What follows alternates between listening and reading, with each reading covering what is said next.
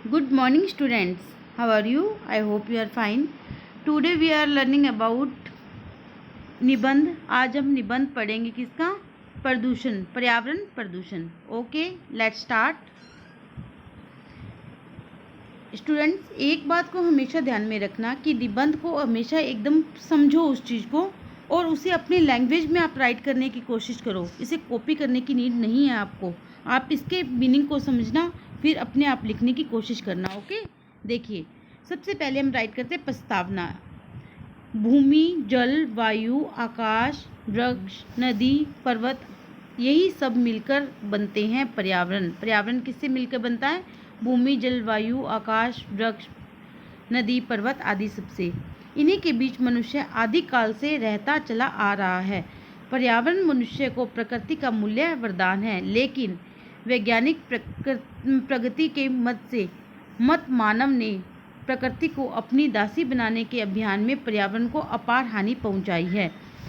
अभी लोग क्या कर रहे हैं? पर्यावरण की प्रगति के लिए उन्होंने क्या किया है कि जो ये पर्यावरण है उसको अपने अनुसार चलाने की कोशिश की है. क्योंकि यदि मानव पर्यावरण को अपने हिसाब से चलाएगा तो उससे क्या होगा? पर्यावरण को हानि पहुंचेगी.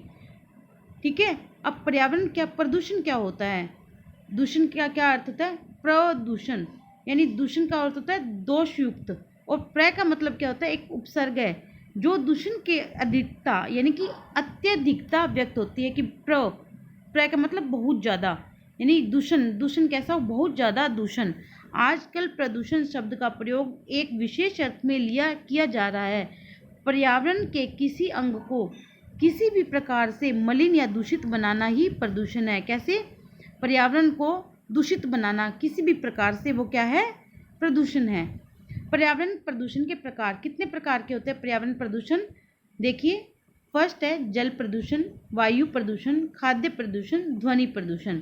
जल प्रदूषण आपको पता ही होगा कि क्या होता है. कि जो जल होता है, जल के अंदर कोई कचरा, रासायनिक पदार्थ वगैरह का मिल जाना, उस और जल को गंदा कर देना चाहे किसी भी कारण से, तो वो क्या होता है? जल उससे प्रदूषित हो जाता है. जल मानव जीवन के लिए परम आवश्यक है.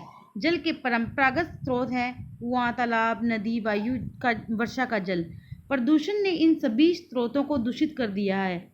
औद्योगिक प्रगति के कारण उत्पन्न हानिकारक कचरा और रसायन इन जल स्रोतों में दूषित कर रहे हैं. आप इसमें कुछ लाइन्स और भी अपनी तरफ से ऐड कर सकते हो कि प्रदूषण क्या होता है. कि जो नदियाँ वगैरह है, नदियाँ हैं, उनके किनारे लोग क्या करते हैं कि वहाँ पर जाके नहाना, उनके अंदर कचरा फेंकना, उनके आसपास कपड़े वगैरह धोना, या उनके अंदर जो जानवर हैं उनका स्नान करवाना. तो इस तरह से भी क्या होता है? जल प्रदूषित हो रहा है. तो हमें इस तरह के जल प्रदूषण नहीं करना चाहिए. इसका हमें थोड़ा ध्यान में रखना चाहिए.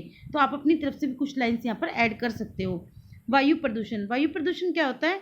आज शुद्ध वायु मिलना कठिन हो गया है. वाहनों, कारखानों और सड़ते हुए औद्योगिक कचरों ने वायु में भी जहर भर दिया है. घातक गैसों के रिसाव से यदाकदा प्रलय मचाते हैं. यही हो रहा है आजकल. क्योंकि सबसे बड़ा क्या है? जो वाहन है, उनका प्रयोग बहुत ज़्यादा हो रहा है. अब इसे देखो अपनी लैंग्वेज में आप कैसे राइट करोगे. जो वाहन है, कल कारखाने हैं, उनका जो मानव है बहुत ही ज़्यादा मात्रा में प्रयोग करने लगा है. और उससे जो प्रदूषण फैलता है, तो वो कौन सा प्रदूषण होगा? वायु प्रदूषण होगा. और वायु प्रदूषण से क्या होगा कि हवा के अंदर एक जहर सा फैल रहा है जो मनुष्य के लिए बहुत ही घातक है. ओके. खाद्य प्रदूषण क्या होता है?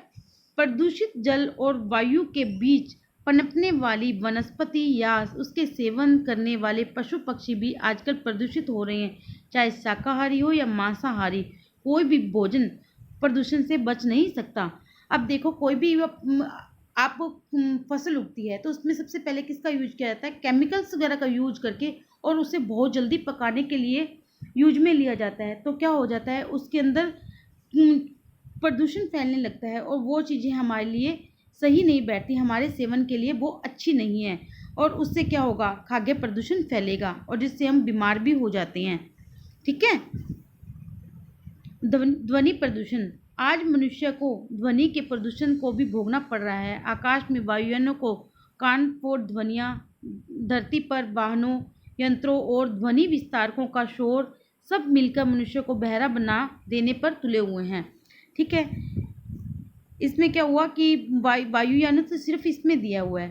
अब लाउड स्पीकर वगैरह का शोर है वो हो गया, अभी व्हीकल्स वगैरह चल रहे हैं, वाहन वगैरह चल रहे हैं, उनका शोर है, या म्यूजिक्स वगैरह का शोर है, वो सब भी क्या होगा, इसी के अंदर ही आएगा। उससे भी ध्वनि प्रदूषण हो रहा है, तो हमें इस प्रदूषण को क्या है, रोकना चाहिए, इसके विस्तार को। और बहुत लाउड मात्रा में यानी बहुत ज़ोर से हमें जो म्यूजिक वगैरह है, ध्वनि वगैरह है, गीत संगीत नहीं चलाने चाहिए। तो ये चीज़ें भी हमें थोड़ा ध्यान में रखना पड़ेगा यहाँ पर। ओके, सिर्फ ये नहीं है कि यहाँ पर हम वायुयानों का ही लेंगे, इसमें हम अपनी तरफ से कुछ और भी ऐड कर सकते हैं। प्रदूषण रोकने के उपाय, इसका उपाय क्या है? प्रदूषण रोकने के लिए प्रदूषण फैलने वाले सभी उद्योगों को बस्तियों से सुरक्षित दूरी पर ही स्थापित और स्थानांतरित किया जाना चाहिए। उद्योगों से निकलने वाले कचरे और दूषित जल को निष्क्रिय करने के उपरांत ही विसर्जित करने के कठोर आदेश होने चाहिए। वायु को प्रदूषित करने वाले वाहनों पर नियंत्रण आवश्यक है। आजकल हमारी सरकार औद्योगिक कचरे से बायो ऊर्जा बनाकर उसे इसके निस्तारण का प्रयत्न कर रही है। ध्वनि प्रदूषण से मुक्ति तभी मिलेगी जब वाहनों का अंधाधुंध प्रयोग रोका जाएगा, हवाई अड्डे बस्तियों से दूर बने, रेडियो, टेप रिकॉर्डर या लाउड स्पीकरों को मंद ध्वनि से बजाया जाए। जो अभी मैं बता चुकी हूँ वही सेम यहाँ पर आया। क्या उपाय है इनके कि जो औद्योगिक बस्तियाँ हैं उनको सुरक्षित दूरी पर ही स्थापित होनी चाहिए, यानी शहर के बीच में और शहर के बाहर दूर स्थानांतरित करना चाहिए। ठीक है, और उद्योगों से निकलने वाला जो कचरा है, दूषित जल है, उसके विसर्जन के क्या हो, कठोर आदेश होना चाहिए। और वायु प्रदूषण करने वाले वाहनों को पर भी क्या करना चाहिए, नियंत्रित करना चाहिए। और जो आजकल आपने देख रहे हैं जो कचरा वगैरह है, उससे क्या कर रहा है, बायो ऊर्जा बनाई जा रही है, उसके निस्तारण का प्रयत्न कर रही है। कौन कर रही है? गवर्नमेंट कर रही है, हमारी सरकार कर रही है। और जो ध्वनि प्रदूषण है उनका भी हमें क्या करना चाहिए, अंधाधुंध प्रयोग को रोका जाना चाहिए। और जो हवाई अड्डे हैं उनको भी बस्तियों से दूर बनाना चाहिए बने। और जो लाउड स्पीकर है, टेप रिकॉर्डर है, रेडियो है, उनकी भी जो आवाज़ है, वॉल्यूम है, उसकी थोड़ी कम ध्वनि में ही उनको बजाया जाए। ओके, उपसंहार, लास्ट में हम क्या करते हैं, इसका जो निचोड़ है वो हम राइट करते हैं। उपसंहार का मतलब क्या होता है, जो हमने पढ़ा है उसका जो निचोड़ है, यानी इसकी जो है वो हम यहाँ पर बताएंगे। यदि प्रदूषण पर समय रहते नियंत्रण नहीं किया गया तो आदमी शुद्ध जल, वायु, भोजन और शांत वातावरण के लिए तरस जाएगा। प्रशासन और जनता दोनों के गंभीर प्रयासों से ही प्रदूषण से मुक्ति मिल सकती है। किससे मिल सकती है? प्रशासन और जनता के दोनों के गंभीर प्रयासों से। हमें इसको एकदम हल्के में नहीं लेना होगा, हमें क्या करना होगा, हमें प्रदूषण को रोकने के लिए अपना साथ देना होगा। Okay, thank you, have a nice day.